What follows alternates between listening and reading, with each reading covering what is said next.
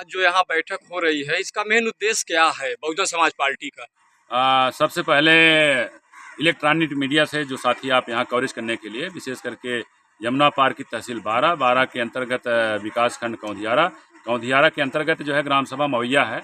आप जो है कि इलेक्ट्रॉनिक मीडिया के जो भी साथी कवरेज कर रहे हैं, आपको सबसे पहले बहुत बहुत आभार व्यक्त करते हुए, धन्यवाद देते हुए, विशेष करके इस मीटिंग का पर्पज़ ये है कि बहुजन समाज जो उसकी उपजातियाँ हैं, अलग अलग खंडों में विखंडित है।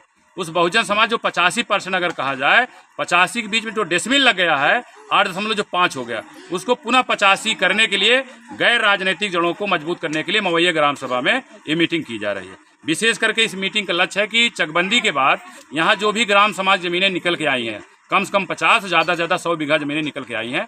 चकबंदी के बाद जो है को यहाँ के बड़े बड़े काश्तकार या जमींदार जो भी थे, वो अपने खेतों में आज भी मिला जुला के जोत बो रहे हैं। हमसे उनसे कोई तू मैं कोई शिकवा शिकायत नहीं है।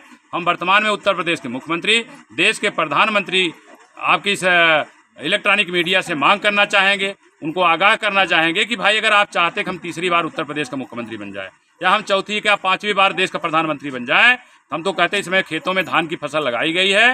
धान की फसल जैसे कट जाती है, धान की फसल कटने के बाद आप लेखपाल कानून गो को भेज करके जो भी बंजर है, परती है, ऊसर वो ज़मीनें निकाल करके इन भूमिहीनों में, यहाँ सब कोई भूमिहीन है, इनके अगवारे पिछवारे साग सब्जी बोने की ज़मीन नहीं है, इनका 1 साल 2 साल का अगर लड़का मर जाए तो इनके पास इतनी भी ज़मीन नहीं है कि अपनी खेत में कहीं खोद के गाड़ सके, कहीं बहरा किनारे, कहीं नारा किनारे, कहीं नरखोरी किनारे दफनाने का काम करते हैं। हमारा माननीय मुख्यमंत्री जी से यही आग्रह है कि अक्टूबर नवंबर में यहाँ एक अभियान चला करके सरकारी ज़मीन निकालिए, इनमें जो है कि पट्टा करने का काम करिए। इस तरह से इनको हम जो है कैडर के माध्यम से इनको संगठित करने का काम कर रहे हैं। आपकी नाराजगी भी सुनने में आ रहा है कि बहुजन समाज पार्टी कुछ लोग कर रहे हैं। देखिए, ये आपने जो सवाल किया बड़ा अच्छा, जैसे भी आपको जानकारी है कि इसमें हमें कोई सफाई देने की ज़रूरत नहीं है।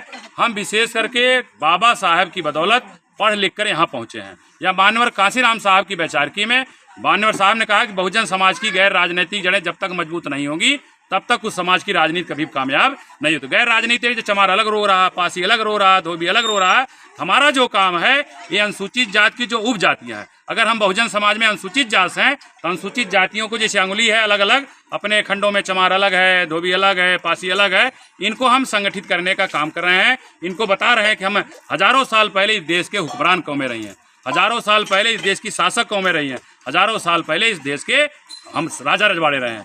पुनः इनको राजा बनाने बाबा साहब ने जो अपने 4 लड़कों की कुर्बानी करके हमको जो वोट का अधिकार दिया है, उन्होंने कहा है हमें इस एक वोट से गांव का प्रधान, देश का प्रधानमंत्री बना सकते हैं। इनको पुनः संगठित करने का काम किया जा रहा है। जो नाराजगी आपने सवाल किया है, तो भाई जब हम गाँव में संगठित करने का काम कर रहे हैं तो हमारा कोई राजनीतिक दल नहीं है।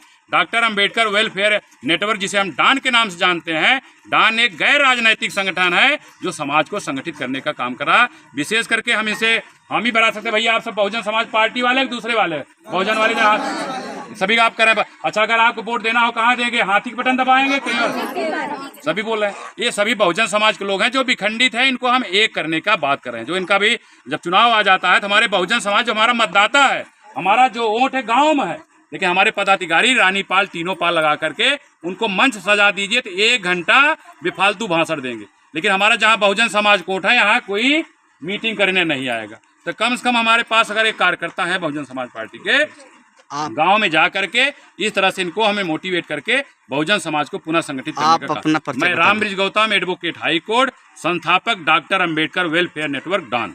धन्यवाद।